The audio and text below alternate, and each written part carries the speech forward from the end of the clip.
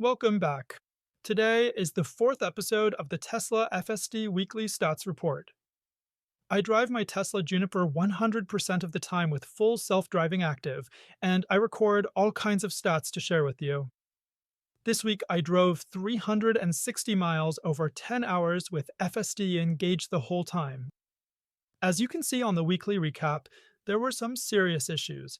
Only zero point 0.6 minor issues per 100 miles, but 1.1 intermediate and 1.4 major. Interestingly, 3 out of 5 major issues and 2 out of 4 intermediate all happened during a single commute. It looked like FSD went crazy that day, maybe a calibration problem. You'll see the footage later on. Weather-wise, 96% clear visibility for percent fog and about 7% at night. Road type was evenly split, 31% highway, 34% city, and 35% country roads. Let's start with what worked well. At a four-way stop, the driver on my left couldn't turn because the lane was blocked. He made a sign for me to go, and FSD moved forward. It probably didn't analyze the sign itself, but it clearly understood that the other driver was yielding. In a construction zone, FSD handled confusing road markings very well, staying right on track without hesitation. I've had consistent success in this type of situation.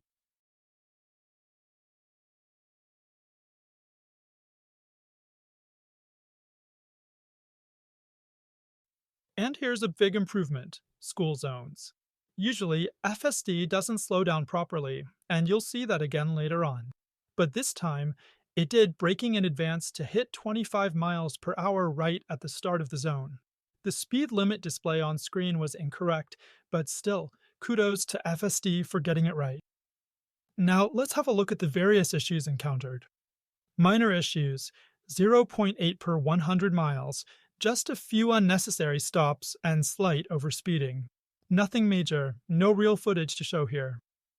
Intermediate issues: 1.1 per 100 miles. On one ramp, FSD tried to pass a truck on the right and ran out of space to merge. I had to take over rather than stay on the shoulder.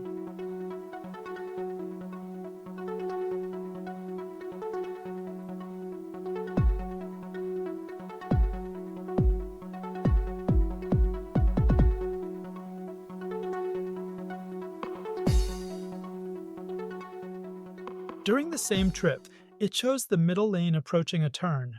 I wasn't sure if it would go straight or right, so I intervened. And again, school zones. Twice I had to manually adjust the speed to avoid speeding. Only once did it handle perfectly.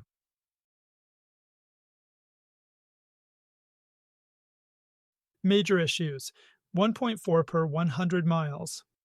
Here's the first: while turning left behind a truck, FSD still chose the wrong lane. Second, it drifted left to prepare for a turn, even though there was no turning lane. What really bothers me is that the car clearly showed a double yellow line on screen, but still wanted to cross it. Third, at a four-way stop with crossing guards, FSD started moving while pedestrians were still in the crosswalk. That was a first on this route. And finally, for the third time at the same light, FSD moved forward while it was still red. Maybe it was confused by being on a one-way with a truck stopped on the right. Here's the recap for week 4 and the evolution over time. Minor issues dropped by half to 0.8 per 100 miles. Intermediate issues ticked up slightly to 1.1. Major issues returned to the earlier average at 1.4. Active monitoring disengagements were stable at 36 minutes on average. FSD drove 44 minutes on average without needing intervention. That's an improvement. And combined, it means I can go about 20 minutes without touching the wheel at all, same as last week. And that's it for this week's Tesla FSD Weekly Stats Report. I'm really happy to see more subscribers and the great debates in the comments. This is clearly a passionate topic. If you want to keep following the progress and see real-world data, make sure to subscribe and check out my other videos and shorts.